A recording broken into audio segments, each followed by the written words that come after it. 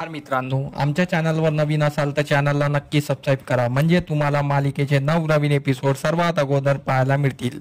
तर अप्पी यांची कलेक्टर या मालिकेच्या पुढील भागामध्ये आपल्याला असे पाहायला मिळणार आहे की अर्जुन हा शाळेचे सीसीटीव्ही फुटेज चेक करत असतो आणि त्याला मनी मावशी अमोलला घेऊन जाताना खराडीच्या दिशेने दिसते. अर्जुन ते सीसीटीव्ही फुटेज घेतो आणि खराडीच्या दिशेने जायला निघतो. तर चिंचुके पण त्याच्यासोबत येत असतो. तर अर्जुन बोलतो चिंचुकेला, चिंचुके तू थांब, आता मी एकटाच जाणार आणि मी अमोलला शोधून काढणार. तर अर्जुन एकटाच निघून जातो. अर्जुन खराडीच्या दिशेने निघायला जातो. इकडे कदम स्वप्नीलला फोन करतात. स्वप्नीलला कदम सर्व सांगतात आणि बोलतात की असं असं घडलेलं आहे. स्वप्नील बोलतो मनी मावशी तिथे आलीच कशी? तर कदम सांगतात की फुई आजीच म्हणजेच मनी मावशी. फुई आजी आपल्या इथे इतक्या दिवसापासून काम करत होती आणि अर्जुनने तिला कालच हाकलून लावले आणि तिने हाकलून लावल्याचा बदला म्हणून अमोलला घेऊन ती पळाली. तर स्वप्नील डोक्यावरच हात ठेवतो आणि त्यानंतर स्वप्नील फोन ठेवतो. फोन ठेवल्यानंतर स्वप्नील रुपालीला सर्व सांगतो. रुपाली स्वतःला दोष देत बसते आणि बोलते जर मी अमोलला काही झालं तर मी स्वतःला माफ करू शकणार नाही. तर स्वप्नील बोलतो तू का स्वतःला माफ करू शकणार नाही, तू का अशी बोलत आहे? तर रुपाली त्याला सर्व सत्य सांगते की मीच मनी मावशीला तिथे पाठवलं होतं.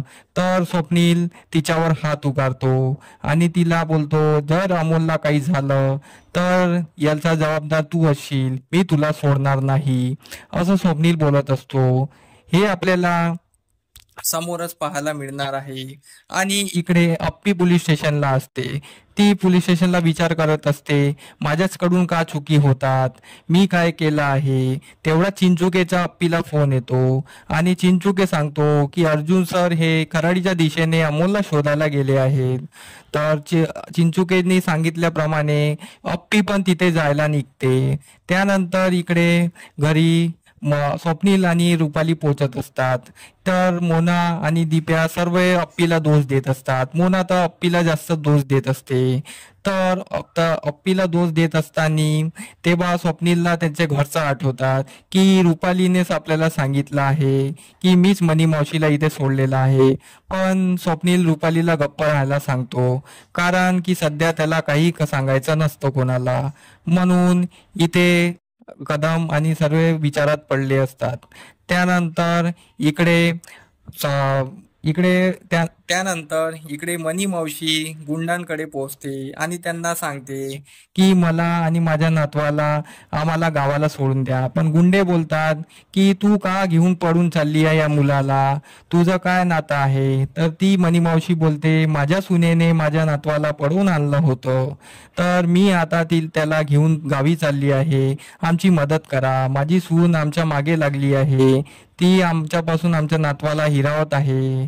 तर ते गुंड बोलतात आम्ही तुझ्यावर का विश्वास करू, आम्हाला तू काय देशील? तर ते बोलतात आमच्या घरी खूप मोठा वाडा आहे, गावाला खूप मोठी शेती आहे, खूप मोठा कारोबार आहे, तुम्ही आम्हाला गावाला घेऊन चला, मी तुमचे सारे पैसे देईल.